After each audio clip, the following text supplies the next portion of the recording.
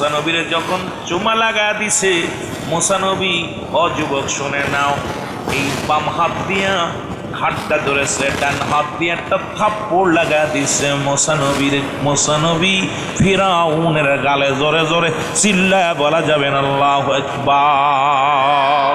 মুসানবী দিছে থাপ্পড় লাগায়া ফিরাউনের গালে। ফিরাউনকে হামান রে আয় আয়, শত্রু আমার ঘরের মধ্যে রে, শত্রু আমার ঘরের মধ্যে। স্বামী রে, আপনি কি পাগলামি করেন? এত পাগলামি করেন কেন? কারণ এত বালক, ছোট্ট বালক বুঝতে পারে নাই আপনার গালে থাপ্পড় লাগাইছে। ওরে কেউ বলে দাড়ি ধরে থাপ্পড় লাগাইছে, কেউ কয়েক কান ধরে থাপ্পড় লাগাইছে, কেউ কয়েক হাড়ের মধ্যে ধরছে, আবার কেউ কয়েক হাত ধরে আর হাত দিয়ে থাপ্পড় লাগাইছে। ও মুসলমান, ফিরাউন কাসিয়া রে, ওই যে যদি না বুঝবেন তাকায় দেখো, 5টা আঙ্গুলের থাপ আমার লাইগা গেছে। আসিয়া কয় স্বামী আপনি না খোদা, আপনারা যদি মানুষ যদি জানে ছোট্ট বালকে পিটাইছে, আপনার খোদাগিরি চলে যাবে রে। আপনি হলেন খোদা, কেমন খোদা? এই বালককে আপনারা পিটাইছে, এই কথা যদি মানুষ জানতে পারে আপনার ইজ্জত চলে যাবে। ফিরাউন কয় না রে বিবি না, থাপ্পড়টা তো খুব জোরে লাগাইছে। এরে আমার দেখো কাই মুখের মধ্যে 5টা আঙ্গুলের দাগ বয়া গেছে। এরে আসিয়া বলে, আসিয়া অনুনয় বিনয় করলেন। ফিরাউন কোনো কিছুই শোনে না। কয় হামান রে তাড়াতাড়ি আন, তরবারি আন, এই বালকই বড় হইয়া নবী মুসা হবে রে। আমার শত্রু ঘরের মধ্যে এর সিধ বিদায় করে দিতে হবে। জোরে জোরে চিল্লায় বলা যাবে না আল্লাহু আকবার। বন্ধুগণ আমার,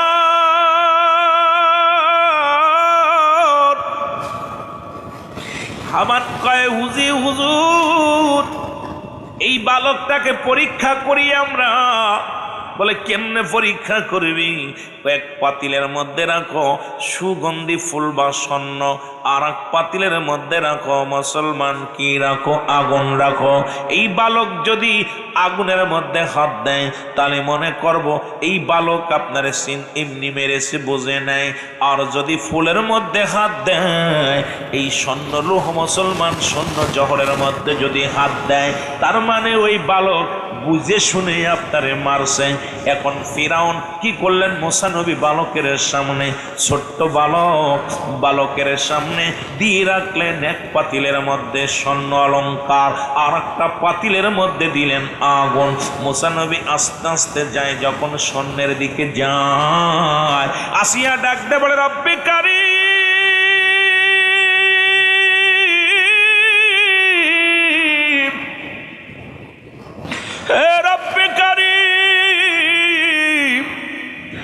আমার অনেকগুলো সন্তানকে ফিরাউন দুনিয়া থেকে বিদায় করে দিছে রে। আমার কলিজার টুকরা সন্তানদের আগুনের মধ্যে ফুড়ায়া ফুড়ায়া শেষ করে দিছে। কোনোদিন তোমার কাছে ফরিয়াদ করি নাই। আজকে আমি যার মুখের দিকে তাকাইলে শান্তি পায়, যার মুখের দিকে তাকাইলে খোদা নিবারণ হয়ে যায়, যার মুখের দিকে তাকাইলে আল্লাহ তোমার ভয়, তোমার মহব্বত পয়দা হয়ে যায়। নির্ঘাত এই বালক আল্লাহর নবী মুসা, তুমি তারে দয়া করে আগুনের মধ্যে হাত দিয়াও, ওই জওর স্বর্ণ জওরের মধ্যে হাত ঢুকায় না। ওরে মুসলমান, মায়ের দোয়া কবুল হয়ে গিয়েছে। সঙ্গে সঙ্গে হাতটা নিয়া ওরে মুসলমান গুটি গুটি পায়া যাইয়া মুসা নবী আগুনের মধ্যে হাত দিয়া একখানে আগুনের আঙ্গার গালের মধ্যে দিয়া খাওয়া শুরু করেছে। দরই যাইয়া আসিয়া ডাক দেখায় স্বামী রে, ও স্বামী আপনি দেখছেন নি? ও আমার প্রাণের প্রিয় স্বামী, দেখছেন নি? আমি বলেছিলাম বালক বুঝতে পারে নাই, এই কারণে আপনাকে মারছে। আসিয়া কয়, ফিরাউন কয় না রে বিবি না, মারির হাত হারণ তো ভালো না। আসিয়া কয় স্বামীরে দৌড়াই যাইয়া ফিরাউনের হাত থেকে আফগান মুসা নবীকে কোলে নিয়ে আঙ্গুল হাত থেকে আগুন কানা ফেলে দিলেন। তত সময় মুসা নবীর জিহ্বা মুসলমান পুড়ে গেল, হাত কিছুটা পুড়ে গেল।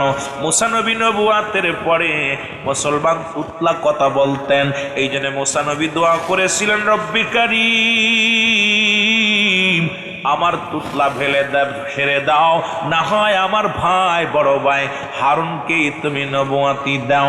একসঙ্গে দুজন নবী হয়েছিল, দুইজন যুবক পৃথিবীর মধ্যে একসাথে দুইজন নবী পৃথিবীর মধ্যে আগমন করেছিল। তারা হলো, একজন হলো বড় ভাই হযরত হারুন আলাইহিস সালাম, আর ছোট ভাই হলো হযরত মূসা আলাইহিস সালাম। পৃথিবীর মধ্যে আর দুইজন একসাথে নবী হন নাই, কারণ এই দুনিয়ার মধ্যে রব্বে কারীম হারুন আলাইহিস সালামকে নবুয়াতি দান করেছিল এই কারণে, যাতে মূসা নবীর তুতলা যদি সেরে যায় ওই অতীত ভুলে যাবে। কারণ মানুষের হাতে ইতিহাস লেখা থাকবে, মূসা নবী আগুন খেয়েছিল, আগুন ধরেছিল, এই ইতিহাস যেন চিরদিন বিরাল হয়ে থাকে। এই জন্য রব্বে কারীম তার দোয়া কবুল করে আপন ভাইকে নবুয়াতি দান করেছিল। জোরে জোরে বলেন না মারহাবা। এরে মুসলমান শোনো, রব্বুল আলামিন ঠিক একই রকম মুসলমান শোনো 360 জন আউলিয়া নিয়ে শাহজালাল ইয়ামানি যখন আসলো, কোথায়? সিলেটের জমিনে। গোবিন্দ ঘোষণা করে দিল, এই জমিনের মধ্যে কোনো দাড়িওয়ালা টুপিওয়ালা ঢুকতে পারবে না। এর মুসলমান নৌপথ বন্ধ, বিমান পথ বন্ধ, সব জাহাজ বন্ধ করে দিলেন। এ সিলেটের বাবারা শোন, যে তলি আল্লাহর জীবনী আমাকে দিয়েছে, আমার বিশ্বলির জীবনী আমি বলবো, আগে তোমাদের বাড়ির পীর সাহেবের নামটা বলে যায়। বাবারে জগৎ বিখ্যাত যিনি অলি, ও আমার বাবারা আমার শুনে নাও, শাহজালাল ইয়ামানি 360 জন আউলিয়া নিয়া সুরমা নদীর কিনারায় আসলেন। যখন কিনারায় দাঁড়ায়া দেখে নদী পথে নৌপথ বন্ধ, বিমান পথ বন্ধ, আল্লাহ ডাক দেখায়, গো শাহজালাল তোরা তো পাঠাইছে সিলেটের জমিনে ইসলামের ধারক বাহক করে রে, বইয়া থাকলে চলবে না, দাঁড়াই থাকলে চলবে না, এই নদী পার হয়ে যেতেও পারে। শাহজালাল কাল্লা, আমি কেমনে পার হব? আমার কাছে কোনো নৌকা নাই, সে কোনায় পার হব কেমনে? আল্লাহ কয়, সবচেয়ে বড় নৌকা দান করেছি আমি তোরে, তোরে গাড়ি আছে, যাই নামাজ বিছায়া দাও নদীর মধ্যে। ওরে মুসলমান, সুরমা নদীর কিনারায় যাইয়া যখন ফেলে দিছেন নদীর মধ্যে যাই নামাজটা, একজন নয় দুজন নয় 360 জন আউলিয়া পার হয়েছিল যাই নামাজে ভর করে। জোরে জোরে চিল্লায় বলা যাবে না মারহাবা।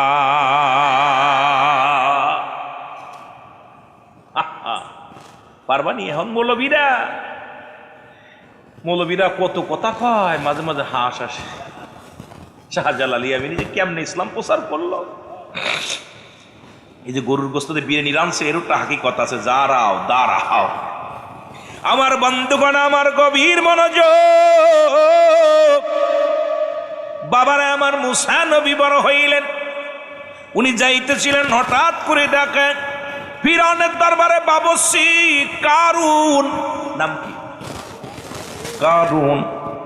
মুসলমান কারুন হলো, ও মুসলমান শুনে নাও, আমার বাবারা আমার শোনো, উনি রাস্তা দিয়ে, উনি ফিরআউনের ওই বাবুর্চি ছিল একটু তেরা মানুষ, এই জগতের মধ্যে খুব হ্যান্ডাম বাদাইতো। কারণ ফিরআউনের দপ্তরের কি ছিল, বাবুর্চি একটু দাম বেশি, আমাদের এমপির বডিগার্ডের দাম বেশি, মন্ত্রীর বডিগার্ডের দাম বেশি। আর ওদিকে মুসলমান, ও মুসলমান শুনে নাও, ওই আর এক গোত্রের নাম ছিল, ও যুবক আর একজন মানুষ ছিল মুসলমান শোনো, এই সামুরা। নাম কি? ফিরআউনের বাবুর্চি হলো কারুন। আর মুসলমান তৎকালীন জামানায় ওই কুরাইশদের একজন ব্যক্তি, তার নাম ছিল সামুরা। সামুরা ছিল গরিব মানুষ, কাঠ কেটে জীবন যাপন করত। কারুন পথের মধ্যে জোর করে কাঠগুলো ছিনায় নিয়ে যেতে চায়। কারণ গালাগালি শুরু করলেন, জোর করে নিয়ে যায়। সামুরাও কম না, সামুরা কাঠগুলো জোরে রাখলেন, আমি বিনা পারিশ্রমিকে তোমার দিব না, এত কষ্ট করে আনছি। এমন সময় মুসলমান মুসা নবীর সামনে হাজির হয়ে গেল। মুসা নবী হাজির হইয়া সামুরাকে বলে, সামুরা রে কি হয়েছে? কয় দেখেন না হুজুর, এই যে আপনাদের কারণ, এই যে ফিরাউনের দরবারের বাবরসি, এই যে বাবরসি আইসা আমার জোর করে কাঠগুলো নিয়ে যায়, কোনো কথাই শোনে না। গায়ে যার বল বেশি, এখন এমপির বল বেশি, মন্ত্রীর বল বেশি, এদের দাপট খাটায় সামসারা। বড় বড় নেতাদের যত সামসা আছে, এই সামসাগুলো সমাজটারে বেশি নষ্ট করে, দলের ভাবমূর্তি নষ্ট করে এই সামসাগুলো। জোরে বলেন ঠিক কি না? এই সামসাদের কারণে চেয়ারম্যানের দুর্নাম, সামসাদের কারণে এমপির দুর্নাম, সামসাদের কারণে এমপি মন্ত্রীদের দুর্নাম। জোরে বলেন ঠিক কিনা? এই যে দুর্নাম করতে শুনতেছেন তো কি অবস্থায় চলতেছে। এই সামসাগুলো এখনো গদিতে যায় নেই, তাই যে লিকসা শুরু করছে, মনে হচ্ছে আগামীতে যে আমাদের কি অবস্থা হবে। জোরে বলেন ঠিক কিনা?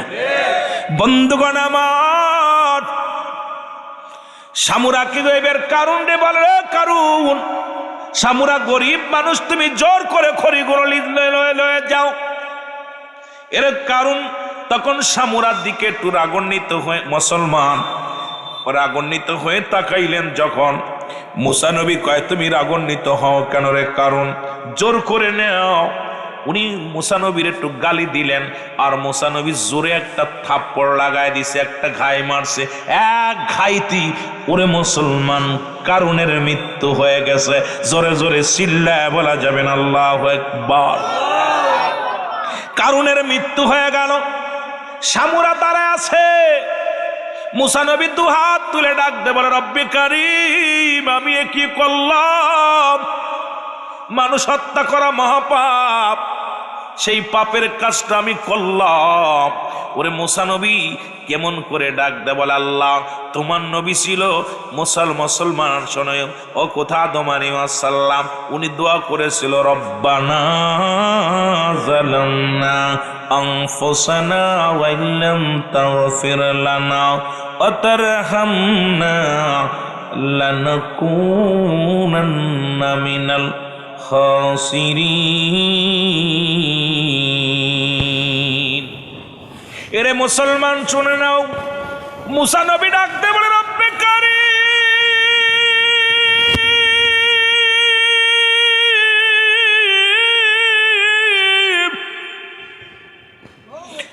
আরে তোমার হুকুম আমি অমান্য করলাম, আমি একটা মানুষ হত্যা করে ফেললাম রে। আরে মুসলমান, সামুরা কয়, হুজুর কি করলেন? আপনি মানুষ হত্যা করে ফেললেন। এদিকে লোকজন রাজ দরবার থেকে লোকজন আনাগোনা করা শুরু করল। মুসলমান মুসা নবী কয়, সামুরারে পালা, কারণ লোকজনে যদি দেখে ফেলে তোরও ফাঁসি হবে, আমারও ফাঁসি হবে। দুজনে পালায়া চলে গেল মুসলমান। এবার মুসা নবী বাড়িতে গেলেন, আর মুসলমান সামুরাও চলে গেলেন। আবার কিছুদিন যাইতে যাইতে হঠাৎ করে মুসলমান শুনে নাও, হঠাৎ করে ও যুবক, ওই মুসলমান সামুরার সাথে বাজারে দেখে মুসলমান কীর্তি গোষ্ঠীর কিছু লোকজনের ঝামেলা। কীর্তিদের মধ্যে, কীর্তিরা ছিল তৎকালীন জামানায় বড় বদমাইশ, এরা খুব খারাপ প্রকৃতির লোক ছিল। তাদের মধ্যে একটা ঝামেলা শুরু হলো। মুসা নবী ওই পথ দিয়ে যায়, দেখে সামুরার সঙ্গে কথা কাটাকাটি হয়। ডাকতে বলে, সামুরা রে, তুমি তো আসলেই বিয়াদব, তোমার সাথে কি মানুষের হট্টগোল লেগেই থাকে? মুসা নবী চোখটা গরম করে কয়, সামুরা রে, ও সামুরা, এখান থেকে বেগে যাও, নাই ভালো হবে না।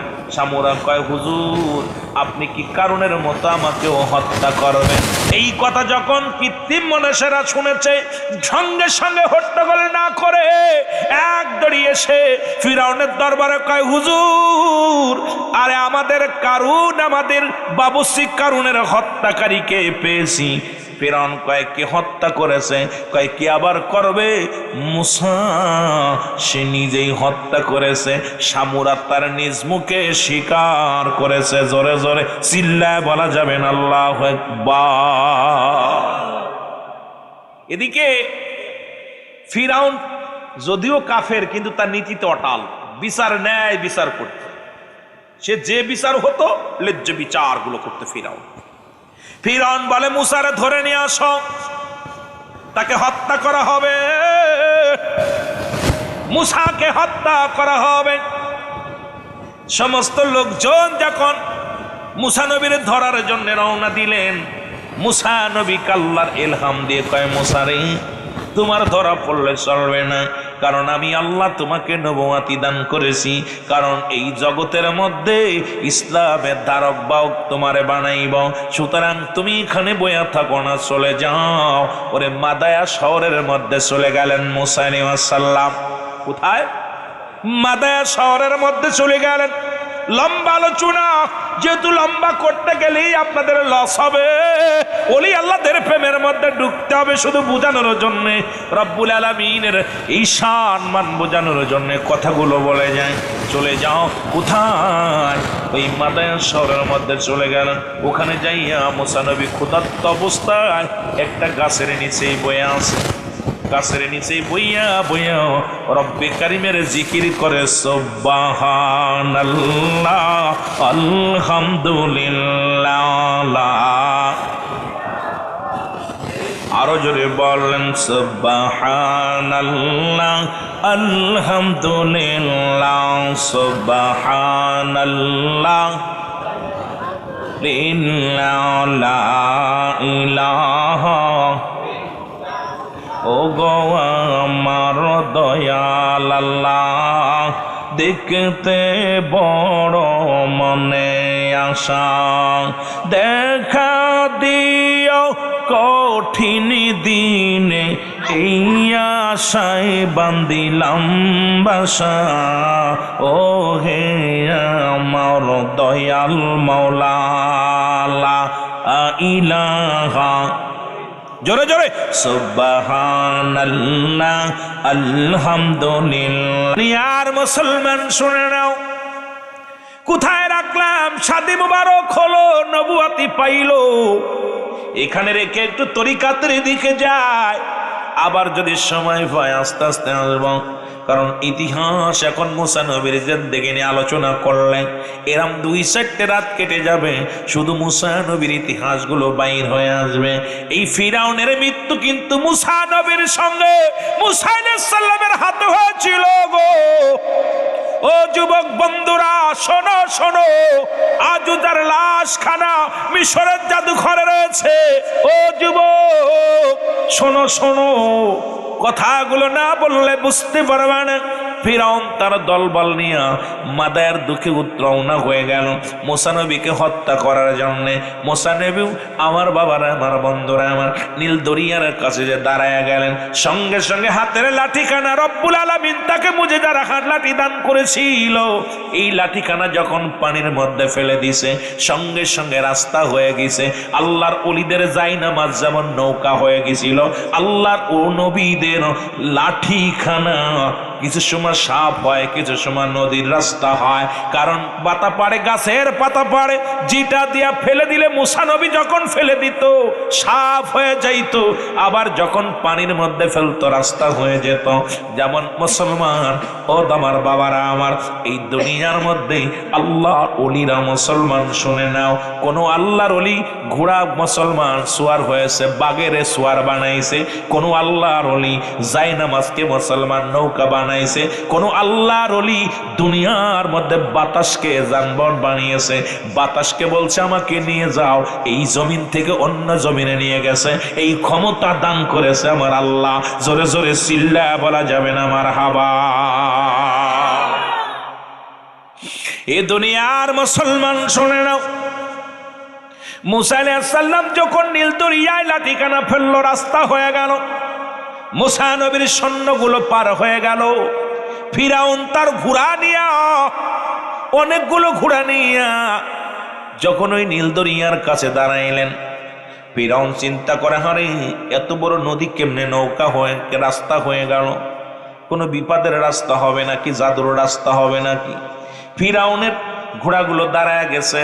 আল্লাহ কয় ফিরাউন রে তোরে এমন সাইজ করবো আজকে, দাঁড়া। একটা মহিলা ঘোড়া বানাইয়া, ফিরাউনের ঘোড়া ছিল পুরুষ ঘোড়া, আমার বাবারা আমার পুরুষ ঘোড়াটার সামনে একটা মহিলা ঘোড়া এনে যখন দাঁড়াইলেন, ফিরাউনের ঘোড়াটা লাফ মেরে যখন মহিলা ঘোড়ার উপর উঠতে গেছে আর এক লাফে মাছ দরিয়ার মধ্যে চলে গেছে। আর রব্বুল আলামিন সঙ্গে সঙ্গে মুসলমান সঙ্গে সঙ্গে নদী পানি সঙ্গে সঙ্গে পানিটা আবার সমতল করে দিছে, ফিরাউন ডুবে মারা গেছে। এই দুনিয়ার মধ্যে যারা নারীর পিছা নারীর চিন্তায় ঢুকবে রে, আমার পীর বলতো বাবা সাবধান সাবধান, হুঁশিয়ার, ওই দাঁতমানিক থেকে হুঁশিয়ার। কারণ এরা তোমাদের আজকে পৃথিবীর মধ্যে যে জাতি ওই মহিলার পাশে চড়ছে তার পড়ালেখা শেষ, ক্লাস 6-7 যে থেকে লেখাপড়া করে, যখনই প্রেমনগর বিশ্ববিদ্যালয় ভর্তি হয়েছে ছেলের পড়ালেখা শেষ, মেয়ের পড়ালেখা শেষ। আজকে আমার যুব সমাজ শেষ শুধু নারীর কারণে, জোরে বলেন ঠিক কিনা? আর বাংলাদেশের 12টাও বাজছে শুধু নারীর কারণে, জোরে বলেন ঠিক কিনা?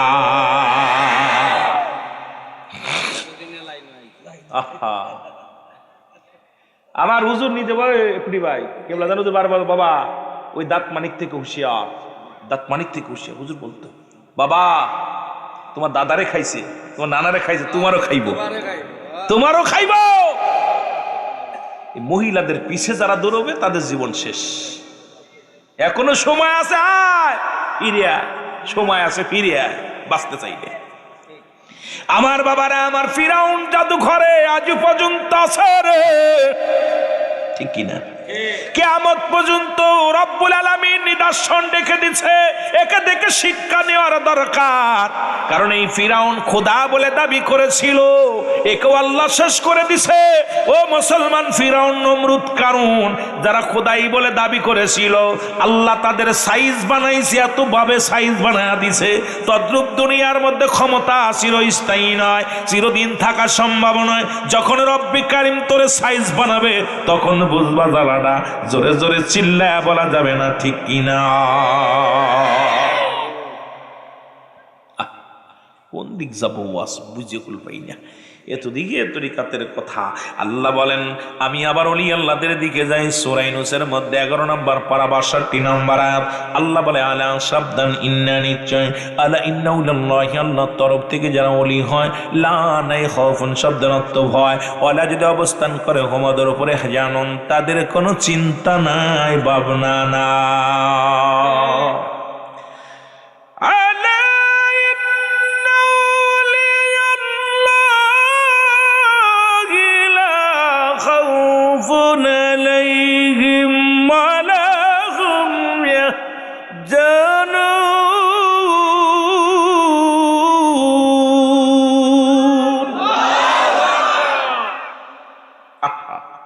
আল্লাহদের কথা আল্লাহ বলে কুরআনুল কারীমের মধ্যে সূরা ইউনূসের মধ্যে 11 নম্বর পারা 62 নম্বর আয়াত। আমি ওদিকে যাই, আল্লাহর ওলিদের কথা বলতে যাইয়া অনেক লম্বা ইতিহাস করে ফেলেছি, সময় কদ্দূর পাবো জানি না। ও তারে মাটিতেও খায় না, জমেও সই না, নবীর প্রেমিক যে জনা, তারে মাটিতেও খায় না, নবীর প্রেমিক যে জনা, তারে মাটিতেও খায় না, জমে। এ যুবক,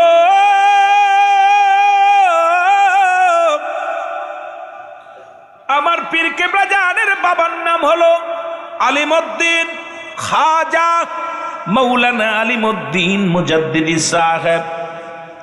আমার পীরের নাম হলো খাজা ইউনূস আলী মুজাদ্দিদি সাহেব, জোরে বলা যাবে না মারহাবা।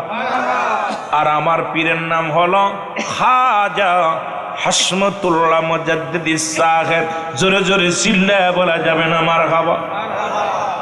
আমার পীর কেবলা জান বাবা, আমার ছোট্টকালে আমার মা মারা যান, পীর কেবলা জানের মা মারা যান। কথাগুলো গভীর মনোযোগ দিয়া শুনবেন। হুজুর বলে আমার মা দুনিয়া থেকে বিদায় হয়ে যায় রে,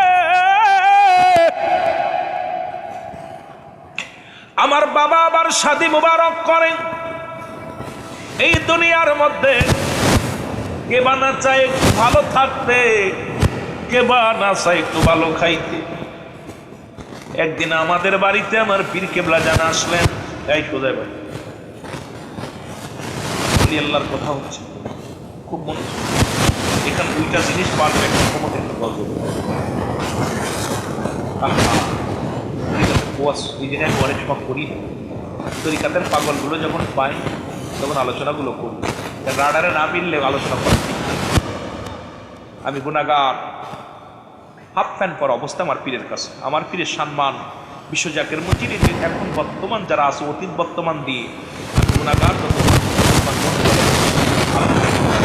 আমি ক্লাস 1 একদম ছোট হাফ প্যান্ট পরা অবস্থা, এই দরবারে ঘোরাঘুরি করছি, দুধের কদমে থাকছি। আমি সেই রোল আমিন যারা দেখছেন বিদায় দেয়া খাজা উজু 18 ফাল্গুনে গজল গাইছে, সেই পিচ্ছি রোল আমিন কালো পিছিয়ে একটা মানুষ।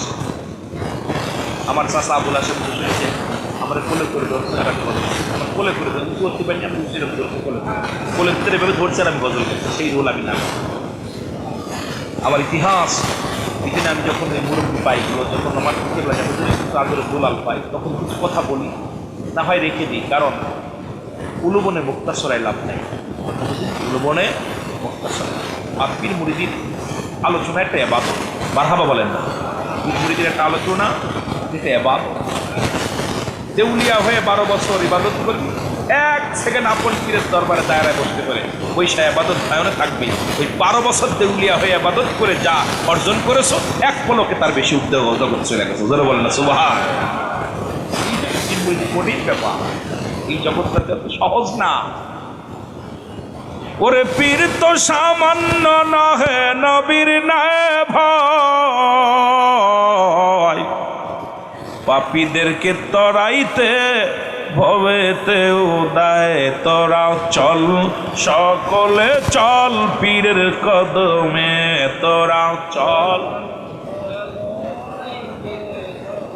একটু মহব্বতে বলেন, তোরা চল সকলে চল। আমার দয়াল বাবা ডাকিতেছে মধুর বচনে, আমার খাজা বাবা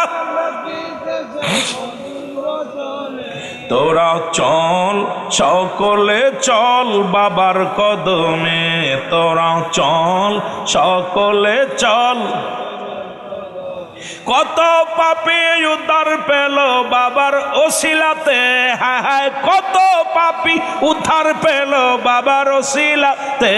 তোরা চল সকলে চল বাবার কদমে, তোরা চল। আমার দয়াল বাবা ডাকিতেছেন মধুর বচনে, আমার খাজা বাবা এই তোরা চল সকলে চল বাবার কদমে, তোরা। এ বাবার পাগল হইলে কি হয়, কুটি ভাইয়ের বাড়ি গেছোস? খাজার পাগল যে কেমন পাগল, গোডাউন বইরা হচ্ছে চাল কিনা। আরে পাগলের গোষ্ঠীরা আমরা তারে দেখলে মনে পাগল না, পাগলে কোনো পাগলের কাম। 350 বস্তা কিনে দেখছি, আগে দেখছি, এখন কয় বস্তা হয়েছে আল্লাহ জানে, আরো 2 মাস আগে দেখছি। এ দেখলে কি 350 বস্তা চাউল কিনে পীরের জন্য রাইখা দিছে, গরু সার যা পাইব জীবনটা পীরের কদমে শুপে দিছে। আহা, বাবার কদমে কিছু চায় না, একটা কথা, তার বাড়িওয়ালা সে তার মেয়ে। আমার পীর কেবলা জানেন কালের পরে আমি 1 দিন নয় 2 দিন নয় 40টা দিন খানা খাই নাই রে। মনে করলাম আমি আর বেঁচে থাকবো না, কি নিয়ে বাঁচবো। হুজুর বললেন, বাবা আমার হুজুরের মুখের কথাগুলো বলতেছি শুনে নেন, আমার মুখের কথা না, যদিও আমি গুনাহগার, আমার মুখ দিয়ে বলতেছি, আমার পীর কেবলা জানের বাণীগুলো শোনেন। হুজুর বলেন, মনের ভিতরে এমন একটা তেগ আসলো যে আমি আর বাঁচবো না, কি নিয়ে বাঁচবো, যেখানে আমার দয়াল চান নাই, আমি কি নিয়ে জগতের মধ্যে বাঁচবো। 1টা দিন নয় 2টি দিন নয় 40টা দিন আমি না খেয়ে রইলাম। হঠাৎ আমার পীরের 40 পালন করার জন্য একটা চিঠি আসলো। আমাকে যেতে হবে তোমাদের বড় আম্মা জানকে নিয়ে। আমি নৌকার মধ্যে উঠলাম, 40টা দিন খানা খাই না, গায়ে বল নাই, উঠতেও পারি না। আমি নৌকার মধ্যে উঠে বেহুশ হয়ে গেলাম। তোমার বড় আম্মা জানের মাথা উরতের উপরে মাথা রেখে বেহুশ হয়ে গেছি। এরপরে আর কিছু বলতে পারি না। এরপরে নৌকা ছাড়লো, নৌকাটা ছেড়ে দিয়ে যখন মাছ দরিয়ার মধ্যে রওনা দিল, আমার বাবারা আমার তুমুল বেগে ঝড় শুরু হয়ে গেল। এমন সময় আমার দয়াল মুর্শিদ আমার নৌকার মধ্যে হাজির হইয়া আমার মাথায় হাত বুলে দিয়ে ডাক দিয়ে কয়, বাবা রে, বাবা আসমতুল্লাহ, তুই কেন খানা খাস না? আমি বললাম, বাবা আমি খাবো না, তোমার সারা আমি কি নিয়ে বাঁচবো? তোমার সারা আমি বাঁচতে পারি না, তোমাকে সারা আমি বাঁচবো না। তোমার দাদু পীর আমার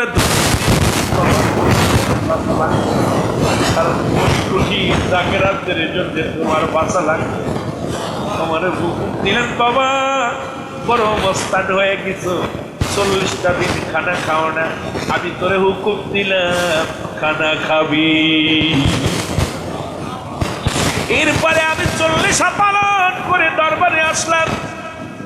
খাইতে পারি না, অল্প করে হালু আরাম দে, এনা ভাত, এগুলো অল্প অল্প খাইতে না খাইতে খাইতে 40টা দিন না খেয়ে আমার গলার নলিগুলো শুকায় গেছে, পেটের নাড়িগুলো শুকায় গেছে। আমি তো খানা খাইতে পারি না। এই সুদি রান্না করে তোমার আম্মা যেন আমাকে দিতেন আর খাইতাম। আমার দয়াল বললেন, বাবা তোর নিজের যদি শেষ করে দিস, এই জাতির দেখবো কে? আমি তো তোর হাতে দিয়ে আসলাম, তোর কাছে রেখে আসলাম, আর তুই যদি নিজের শেষ করে দিস, আর তোর মুড়িদানটা কোথায় যাবে, কোথায় দেয় না? এরপরে আমি আস্তে আস্তে সুস্থ হলাম। এরপরে জাকের বাইরেও আস্তে আস্তে আসা শুরু করলো। কিন্তু দরবার শরীফে মানুষ মানত দেয়, সব মানুষগুলো কেউ দুধ দেয়, কেউ কলা দেয়, কেউ চাউল দেয়, কেউ ডাউল দেয়। এটা দেখি রাখারা মানুষগুলো সহ্য করতে পারল না। সবাই আমার পরে বিদ্রোহী ঘোষণা করে দিল। সবাই আসলেন। একদিন হঠাৎ করে কয়েকজন আলেম ওলামা আসলেন, আসিয়া বলে, হুজুর আপনি কোন ফতুয়ায় এগুলো খান? এই যে ধান চাল গরু ছাগল যা দেয় এগুলো কেমনে খান? হুজুর বললেন, বাবা কি বলতে চান আপনারা? বাবা আপনার সঙ্গে আমরা বসতে চাই হুজুর। আপনি যদি আমাদের ফতুয়ার যদি মাসলা যদি উত্তর দিতে পারেন, তাহলে আপনি আমাদের এই মহল্লায় থাকবেন, না হয় এখান থেকে চিরতরে বিদায় নেওয়া লাগবে। হুজুর বললেন, বাবা কবে বসবেন? বললাম, আমি আগামী শুক্রবারে। আপনারা বললেন আগামী কালকেই বসি। হুজুর বললেন, না বাবা আর 2টা দিন আমার সময় দেন, 2টা দিন পরে বসেন। এরপরে 2 দিন পরে বসলেন।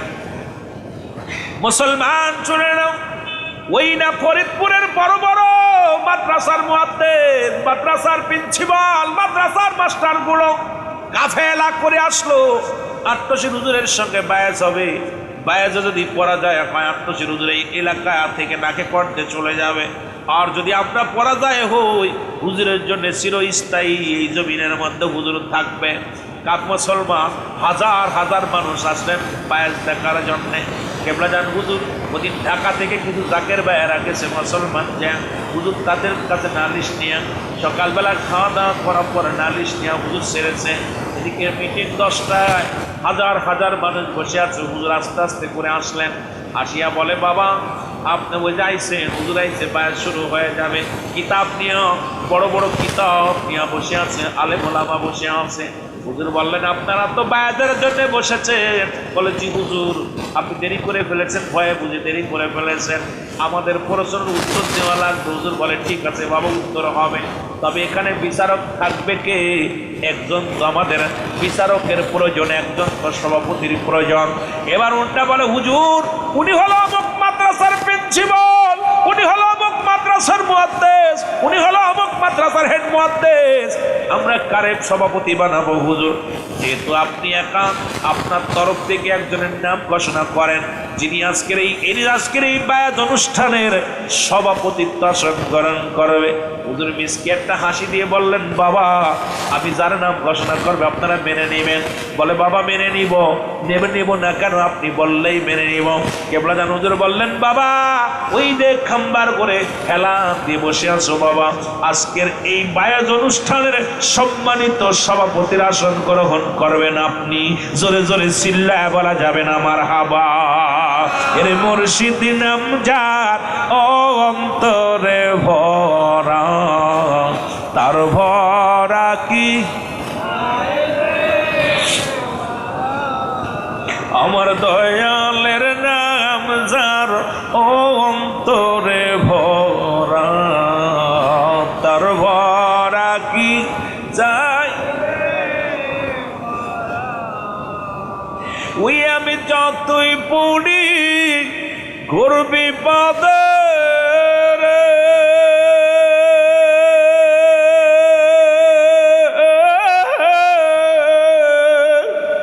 আমার দয়াল মুর্শিদ সামনে খাড়া, মুর্শিদ নাম যার অন্তরে ভরা, তার ভরা কি যায় রে মারা। বলেন মুর্শিদ নাম যার অন্তরে ভরা, তার ভরা কি পরেতে চৈতন্য মুর্শিদ নাম ছিল মহা মন্ত্র রে আমার পারেতে চৈতন্য মুর্শিদ নাম ছিল মহা মন্ত্র রে। ও সে পার করবে না ধনী মানি রে, ও সে পার হবে বাবার ভক্ত যারা, মুর্শিদ নাম যার অন্তরে ভরা।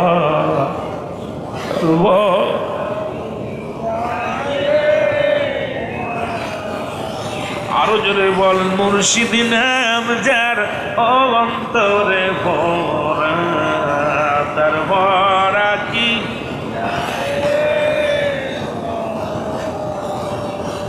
এর পার করে নাও আমার ভরা রে,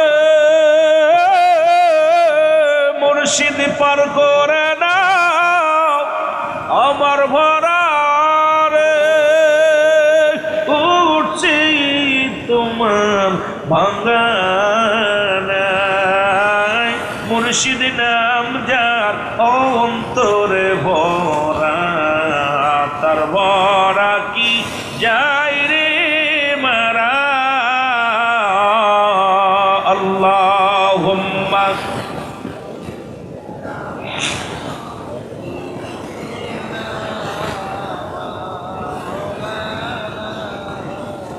ওয়ালা আলি সাইয়্যিদিনা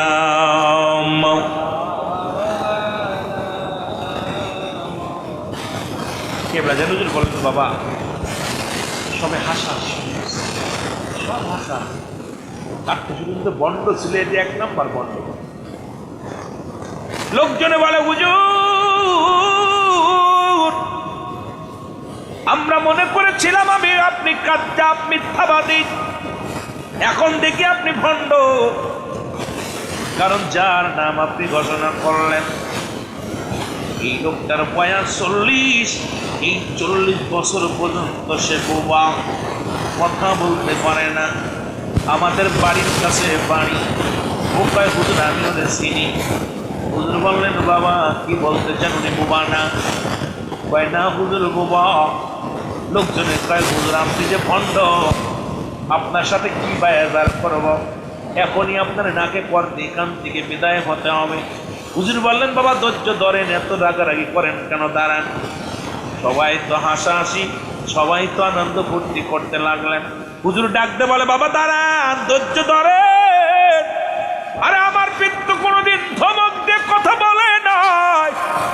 হুজুর বলে, বাবা আপনারা শান্ত হন, যেহেতু আপনারা বলছেন, সভাপতি ঘোষণা করে বলতেছে আমাকে বানাইতে বলেছেন, আমি করেছি, আপনারা একটু ধৈর্য ধরেন। হুজুর বললেন, বাবা আপনার নাম কি বিলাল? লাভ দুটে বলে, জি হুজুর আমার নাম বেলাল। জোরে জোরে চিল্লায় বলা যাবে না মারহাবা। ও প্রাণের মুর্শিদ, ও তুমি আমার হইও গো কান্ডারি, বলো তুমি আমার।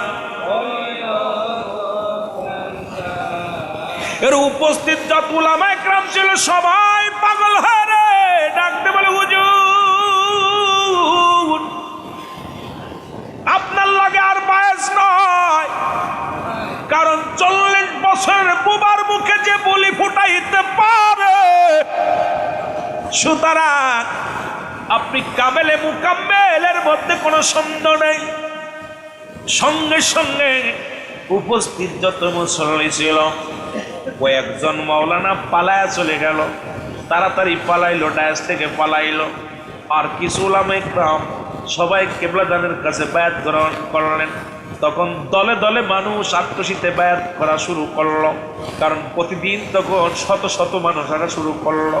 আমার বাবারা, আর এই পালানোর গোষ্ঠীরা যারা পালায়া গেছিল এই ময়দান থেকে, আজও পর্যন্ত তাদের বংশ বিস্তার করেছে যারা, আজও আট্টশির বিরুদ্ধে তারা আঙ্গুল তলে। তারা আমার পীরকে গালি না দিয়ে ভাত খায় না, আমার পীরকে মুসলমান সমালোচনা করে না করে খায় না। আমার বন্ধুগণ, আমার শোনো, ওই পালানোর গোষ্ঠী যেখানে যেখানে গেছে সেখান থেকে আজও পর্যন্ত দরবারের সমালোচনা করে, কিন্তু ওই জায়গা যারা ছিল তারা সবাই আমার সত্য ইসলামের মধ্যে, সত্য তরিকার মধ্যে দাখিল হয়ে গেছে। জোরে বলা যাবে না মারহাবা।